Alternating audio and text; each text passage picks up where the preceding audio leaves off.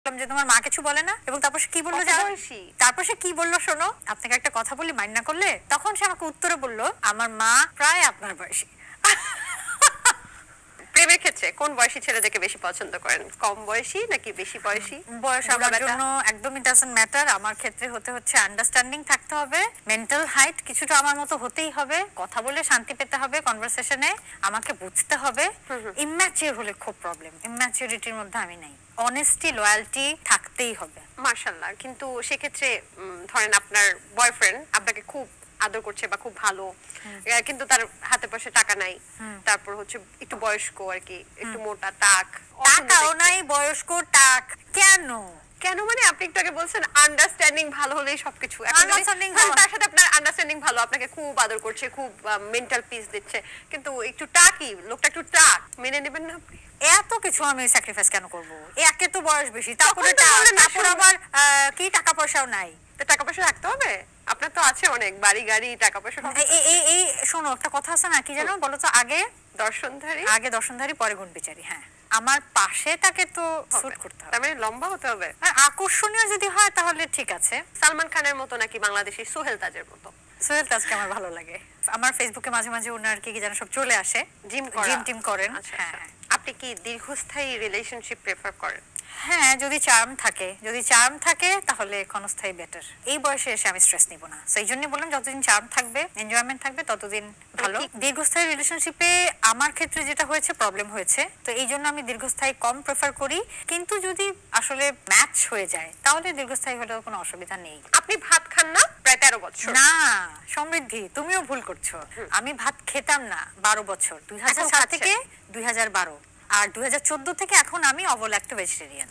44 বছর বয়সে এত সুন্দর এবং আকর্ষণীয় হওয়ার পেছনে কি কারণটা 12 বছর আগে ভাত না খাওয়ার, এখন এই যে কি ডিম দুধ আর খালি ভেজিটেবল খাওয়া? কিছুটা খাদ্যাভ্যাস অবশ্যই আমি পজিটিভ, ওটা চেহারা রিফ্লেক্ট করে। প্রধান সেটা হচ্ছে আল্লাহ প্রদত্ত জেনেটিক। আমার মায়ের দিকে হচ্ছে ইরান থেকে এসছে, মায়ের দিকে কাজিনদের চোখ গ্রিন ব্লু আছে। শপিং কোথা থেকে করেন, অনলাইন নাকি বিদেশ? জরুরি জিনিসপত্র সিঙ্গাপুর দুবাই থেকে কেনা হয়, লন্ডন থেকে কেনা হয়। এখন যেটা হয় যে নিউজ ফিডে অনেক কিছু চলে আসে না, তখন অনলাইন থেকে লোভ হয়, তো লোভ সংবরণ করতে পারি না, তখন অনলাইন থেকে কিনি। এখন যেটা পরে আছেন এটা কি খুব এক্সপেন্সিভ কিছু?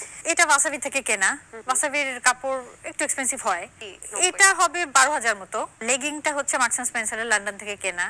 আচ্ছা, কান থেকে আসি, কানে দুটো এই সেম রিং আছে। এই দুটো আংটি ক্লাস 6 থেকে পড়ি, আমার মা দিয়েছিল। গ্রাজিয়েলা সেট বললাম যে, কানের দুটো আংটি, গলা ব্রেসলেটও আছে, এটা আমার বাবা দিয়েছিল। এই আংটিটা আমার খুব প্রিয় একজন মানুষ আমাকে দিয়েছিল 2007-এ। এটা আমি কিছুদিন আগে কিনেছি ভার্সাচির। এই দুটো আমি কিছুদিন আগে কিনেছি আমি জুয়েলার্স থেকেই, দুবাইয়ের। এটা দুবাই থেকে কিনেছি, দামাসের, এটা গেস দুবাই থেকে কেনা। এই চেইনটা আমার মায়ের চেইন, চুরি করেছি। সবই তো গোল্ড এবং সবই 22 ক্যারেট, ঘড়িটা ছাড়া। ঘড়িটার দাম হবে 28,000 মতো। গোল্ড এখানে আছে 15-16 ভরি আছে, 15-16 ভরি। এখন প্রাইস মাল্টিপ্লাই করলেই হবে কত। প্রাক্তন যোগাযোগ করার চেষ্টা করে? আমার সঙ্গে যাদের যাদের সম্পর্ক ছিল মোটামুটি সবাই যোগাযোগ করে। 10-12 জন? হ্যাঁ, হবে। কতদিন মেয়াদ দেওয়া হয়? অল্প দিন 5-6 দিন। হ্যাঁ, এরকম আছে। একজন ইম্পর্টেন্ট প্রাক্তনের লাস্ট মেসেজ কি ছিল? আজকে হচ্ছে আমি ফেসবুকে একটা লিংক দিয়েছিলাম সকালে, গতকালে একটা প্রোগ্রামে গিয়েছিলাম, সেটার একটা ছোট্ট ইন্টারভিউ, যে ক্লিপ, এটা আর কি দেখে সে একটা টেক্সট করেছে। আমার নিজস্ব একটা ফিচার নিয়ে বলেছে যে এত সুন্দর। এবার রিপ্লাইতে দিলাম যে হ্যাঁ আমি তো জানি। সবাইকে ঝুলিয়ে রাখেন, আপনি ফার্স্টে বলেছেন আপনি ছেলে থেকে ঝুলান না। প্রাক্তন তো, তাদেরকে ঝুলিয়ে রাখছেন কেন এইভাবে? ম্যারিড, ওর বাচ্চা কাচ্চা আছে, ওকে আমি কিভাবে ঝুলাবো? পরকীয়া করতে আসছে? না, কমপ্লিমেন্ট দিচ্ছে আমাকে যে আমার একটা ফিচার ওই ভিডিওটাতে, ক্লিপে দেখতে সুন্দর লাগছে, বলছে এত সুন্দর লাগছে। কেন? আমি তো থ্যাঙ্কস দেইনি, আমি বললাম হ্যাঁ আমি তো জানি। আমি বুঝি না কেন যে সব ম্যারিড পোলাপান রাতের বেলা সুন্দরী মেয়েদেরকে এরকম নক দেয়। সুন্দরী মেয়ে না, ও সুন্দরী মুরব্বি। যাই হোক, আপনার হাজবেন্ড লায়েস, তিনি আপনাকে খুব মেন্টাল প্রেসার দিয়েছে এবং আপনাকে মিডিয়াতে কাজ না করার জন্য উদ্বুদ্ধ করেছে বা প্রেসার করেছে, এন্ড দ্যাটস ওয়াই আপনি মিডিয়া থেকে অনেকদিন দূরে ছিলেন। তারপর আবার ফিরে এসেছেন যখন আপনাদের ছাড়াছাড়ি বা সেপারেশন হয়েছে? কে যে এই চালানোর সোর্সটা কে?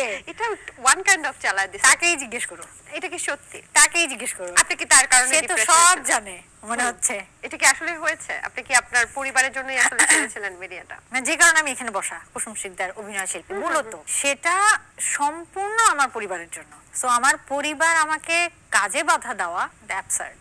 আপনি কি এখন ডিভোর্স নাকি সেপারেশন নাকি সিঙ্গেল? থাকতে দাও না আমাকে স্বাধীন, আমি বলি না আমি স্বাধীন। সিঙ্গেল? আমি ডিভোর্স, সিঙ্গেল, এঙ্গেজড, কি আরেকটা কি বলে, ম্যারিড।